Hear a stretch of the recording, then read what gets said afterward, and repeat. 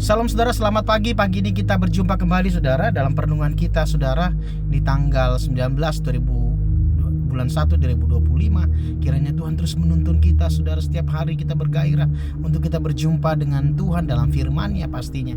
Dalam perenungan kita Disciple Lunch hari ini saudara, kita percaya Tuhan terus berkata-kata di tengah kita.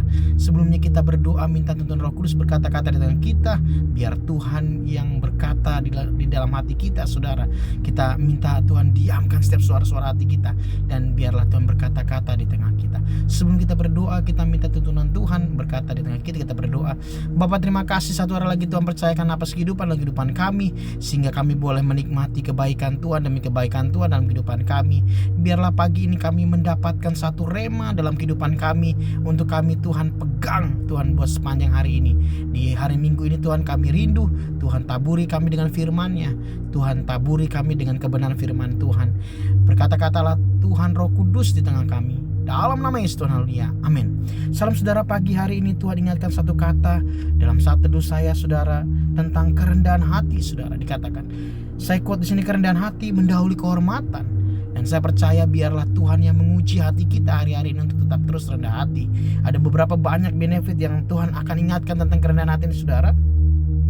Beberapa ayat firman Tuhan yang melandasi tentang kerendahan hati mendahului kehormatan. Yang pertama, Amsal 15 ayat 33 dikatakan, takut akan Tuhan adalah didikan yang mendatangkan hikmat, dikatakan, dan kerendahan hati mendahului kehormatan. Dan saya percaya hari-hari ini biarlah Tuhan menguji hati kita, selalu rendah hati di hadapannya, karena kerendahan hati dikatakan akan mendahului kehormatan, dikatakan di hadapan Tuhan. Saya percaya Tuhan mencari orang yang rendah hati hari-hari ini, dan biarlah kita dijauhkan dari ketinggian hati. Amsal 18 ayat 12 dikatakan, tinggi hati mendahului kehancuran, dikatakan, tetapi kerendahan hati mendahului kehormatan. Dan saya percaya biarlah ini dijauhkan dalam setiap kita. Kemudian Amsal 22 ayat 4, ganjaran kerendahan hati dan takut akan Tuhan adalah kekayaan, kehormatan, dan kehidupan. Ada ganjaran, ada benefit yang kita akan dapatkan waktu kita menjaga hati kita tetap rendah hati. Dikatakan, dan takut akan Tuhan, dikatakan kekayaan. Artinya Tuhan akan mencukupkan kehidupan kita. Prosperity itu menjadi bagian kita.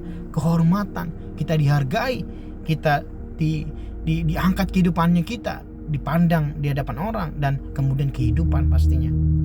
Kemudian ada Matius 23 ayat 11 sampai 12. Ayat yang 11 dikatakan, barang siapa terbesar di antara kamu hendaklah ia menjadi pelayanmu, dikatakan. Ayat 12, dan barang siapa meninggikan diri ia akan direndahkan, dan barang siapa merendahkan diri ia akan ditinggikan.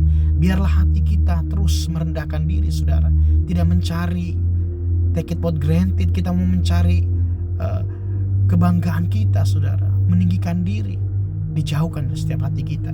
Biar kita menjadi pelayan Tuhan, dikatakan barang siapa mau terbesar di antara kamu hendaklah menjadi pelayan, seperti Tuhan mengajarkan kita menjadi teladan untuk melayani setiap kita. 1 Petrus 5 ayat 6 dikatakan, karena itu hendaklah dirimu di bawah tangan Tuhan yang kuat, supaya kamu ditinggikannya pada waktunya. Seringkali kita mungkin perlu waktu untuk menarik diri, untuk merendahkan diri, supaya Tuhan yang besar, ya, kita rendahkan di bawah tangan Tuhan, supaya Tuhan yang besar akan meninggikan kita. Yakobus 4 ayat 6 sampai 7, mungkin agak banyak firman-Nya saudara, tapi saya percaya diberkati. Ayat 6, tetapi kasih karunia yang dianugerahkannya kepada kita lebih besar daripada itu. Karena itu ia katakan Allah menentang orang yang congkak tetapi mengasihani orang yang rendah hati. Sekali lagi katakan, Allah menentang orang yang congkak tetapi mengasihani orang yang rendah hati. Yang ketujuh, karena itu tunduklah kepada Allah dan lawanlah iblis, maka ia akan lari daripadamu. Dan saya percaya ini yang Tuhan ingatkan buat setiap kita. Dia menentang orang yang congkak tetapi mengasihani orang yang rendah hati. Dan saya catat beberapa poin di sini sudah tentang karakteristik kerendahan hati. Dikatakan yang pertama, bahwa kesadaran akan keterbatasan dan kesalahan. Dan itu selalu harus kita menjadi perenungan kita saudara, bahwa kita sadar bahwa kita memiliki keterbatasan dan kesalahan. Yang kedua, kesabaran dan ketenangan, kita harus memerlukan ini. Dan kemudian yang ketiga, ini yang penting, humbleness atau kerendahan hati yang harus kita miliki. Dan yang keempat, kesediaan mendengarkan dan belajar. Seringkali mungkin kita lebih banyak mendengarkan, ya, mendengarkan buat dan belajar. Dan yang kelima dikatakan mengakui kesalahan dan memaafkan atas setiap kesalahan yang mungkin kita lakukan atau orang lain lakukan. Ini harus kita punya. Dan yang keenam, tidak mencari pujian dan pengakuan. Nah, ini penting ya, kita menjadi hamba, kita menjadi pelayan-pelayan Tuhan yang luar biasa yang tidak mencari pujian dan pengakuan. Dan yang ketujuh, mengutamakan kepentingan sesama kita. Kita lebih mengutamakan orang-orang di sekeliling kita, saudara. Dan yang kedelapan, fleksibilitas dan ketersediaan untuk terus berubah. Saudara, ini yang penting buat setiap kita, untuk kita memahami karakteristik daripada kerendahan hati. Kemudian ada karakteristik secara spiritual, saudara, saya catat di sini. Yang pertama, takut akan Tuhan, saudara. Kunci dari kerendahan hati kita untuk kita selalu dikoreksi oleh Tuhan adalah takut akan Tuhan. Yang kedua, mengakui kelemahan dan ketergantungan kepada Tuhan, bahwa sadar bahwa kita butuh Tuhan, kita semua apapun kita kerjakan tidak ada artinya kalau tanpa Tuhan. Yang ketiga, kesadaran akan kasih sayang Tuhan, bahwa Tuhan mengasihi kita. Dalam kerendahan hati kita terus percaya ini. Dan yang keempat, mengutamakan kehendaknya Tuhan. Kita tahu waktu kita rendah hati, saya percaya akan semakin clear apa yang menjadi rancangannya, kehendaknya kita akan pahami. Tapi waktu kita congkak, kita tinggi hati, akan susah kita untuk mengerti apa yang menjadi kehendaknya dalam kehidupan kita. Dan saya lihat di sini, saudara, saya catat juga tentang dampak waktu kita menjaga kerendahan hati kita yang mendahului kehormatan. Yang pertama, meningkatkan kehormatan.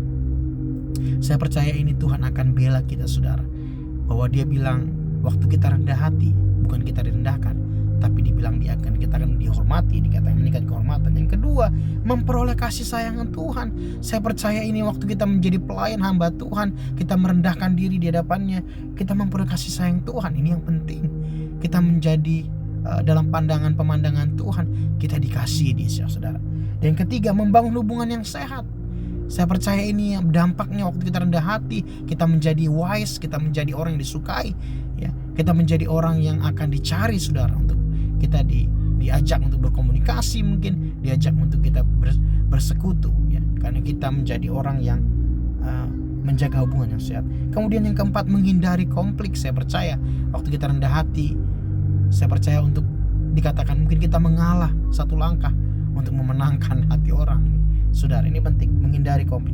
Dan yang kelima, yang terakhir, meningkatkan kesadaran spiritual, kehidupan rohani yang sehat. Saya percaya ini yang Tuhan mau. Kita bukan mencari perkenanan dari manusia, tapi kita mencari perkenanan Tuhan. Kerendahan hati yang mendahului kehormatan. Bapa, kami bersyukur buat firman-Mu hari ini, Tuhan, yang mengajar kami, Tuhan, tentang kerendahan hati, untuk selalu ada kerendahan hati yang mendahului kehormatan. Dan kami diajar yang pertama untuk kami meningkatkan, bahwa dampak daripada kerendahan hati itu akan meningkatkan kehormatan kami di mata Tuhan, di mata manusia. Yang kedua, memperoleh kasih sayang Tuhan. Dan yang ketiga, membangun hubungan yang sehat. Kami dapat mampu untuk kami bersosialisasi dengan teman-teman sesama kami. Dan yang keempat, menghindari konflik, mungkin pertengkaran yang ada. Dan yang kelima, menjadi kesadaran spiritual, kehidupan rohani yang selalu diperbaharui. Terima kasih buat firman-Mu, Tuhan, yang membangun kami hari ini. Biar Roh Kudus-Mu terus, Tuhan, mengingatkan kami akan firman yang kami sudah dengar hari ini. Biar itu bertumbuh berbuah dalam kehidupan kami. Kami sadar kami tidak luput dari banyak kelemahan, kekurangan, Tuhan, tapi biarlah Engkau menguatkan setiap kami buat sepanjang hari ini. Setiap kami, Tuhan, yang mungkin ada aktivitas sepanjang hari ini, Tuhan, Engkau memberkati. Kiranya tangan Tuhan menolong, Tuhan menyertai, dan Tuhan membukakan pintu-pintu berkat-Mu, Tuhan, setiap kami. Buat kami, Tuhan, rendah hati di hadapan-Mu, terus berkenan di hadapan Tuhan, dikasihi. Terima kasih Bapa, berkat berkelimpahan setiap kami sepanjang hari ini. Hanya di dalam nama Yesus, haleluya. Amin. Salam. Tuhan Yesus memberkati teman-teman semua. Tetap renungan firman setiap hari.